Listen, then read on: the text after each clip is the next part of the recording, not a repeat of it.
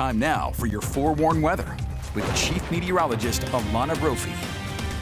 Hey, it's an exciting time of year in the weather department. Things are changing. We're looking forward to fall, but we are still in summer. Yes, we are. Well, it feels like it, right? We're still in the summer and we've got that summer heat. But a lot of folks are going, woo, it's scary season. No, it's not. Not yet. No.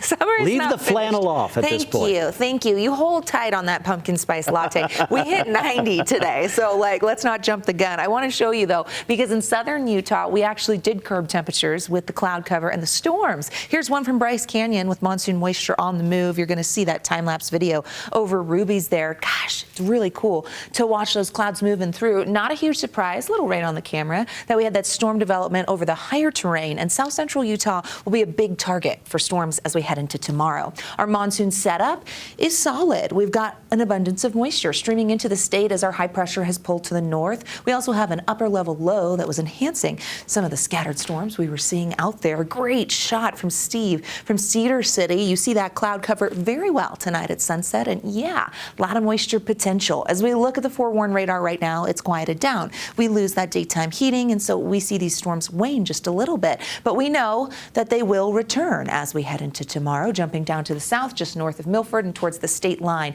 is where we see some echoes of moisture, but other than that, we're quiet and dry. Great shot from Susan. Love that. Cedar City, folks. The shutterbugs in Cedar City, we appreciate you. Keep them coming and make sure you share your weather photos with weather at abc4.com. 92 for that high in Salt Lake City. Average is 86, so we were running above that with that high pressure, even though it's pulling north still underneath the ridge and allowing for that warming. 90s on the eastern side of the state. We made it to 90 in St. George, but it was a haul. Very difficult because of the cloud cover and the storms that we saw in the southwestern corner of the state.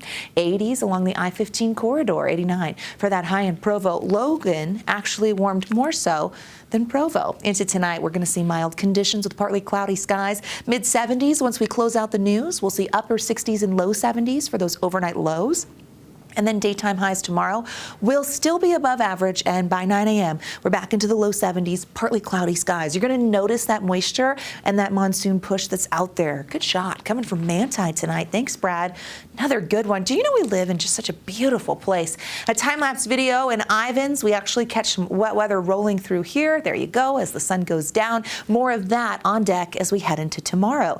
As we look at precipitation potential, it really focuses on the south central mountains, but that moisture surge brings storms into central Utah as we roll into our Thursday. Notice portions of Kane, Garfield County, the West Desert looking like they'll see a healthy dose, but as I get out of the way, you'll see over towards the Four Corners as well. So the southern half of the state and then moving into central Utah for tomorrow. Futurecast gives you the timing of these storms so you can be forewarned. Clearing tonight, that's what we're seeing right there on the radar. We're going to watch that move out of here, and you're going to see that southerly flow continue to bring in cloud cover. Here we are at 1 a.m.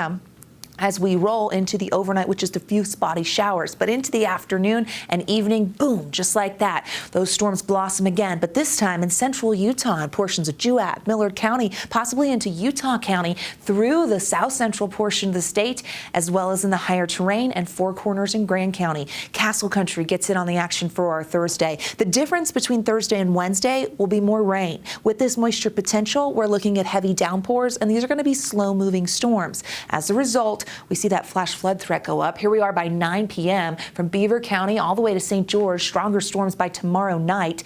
And even after midnight, some nocturnal showers expected in northern Utah and the central portion of the state and down south. Heading into Friday, we see those storms popping up yet again, especially over the higher terrain.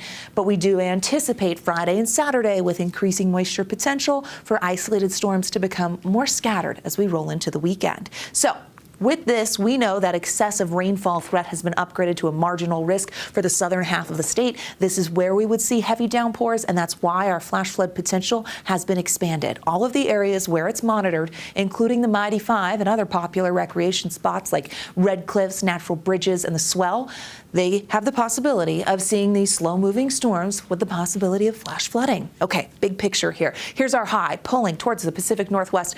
That will bring some records to the Pacific Northwest. We have a lot of moisture potential and a trough to our west that's going to send several disturbances through. It looks like we get a trough into Saturday that's going to provide some additional lift, which is why that looks like the most active day here. Forewarning you, scattered storms and showers expected for your Saturday, lingering moisture Sunday and into Monday, and then drier conditions are expected as we get into next week. Looking at those numbers for tomorrow, you're going to notice there they are, 90, upper 80s, low 90s, cooling with the help of those clouds at 93 in St. George with storms on deck. Scattered storms for the next 2 days, becoming isolated in Washington County by Saturday, drier on Sunday. Here's the Wasatch Front. Those numbers are below average, by the way. And we look at the storm potential, isolated to scattered. Saturday looks healthy. Lingering moisture until Monday. Temperatures in the low 80s. So the warmth we saw today, it's not going to stay forever. We've got 80s coming.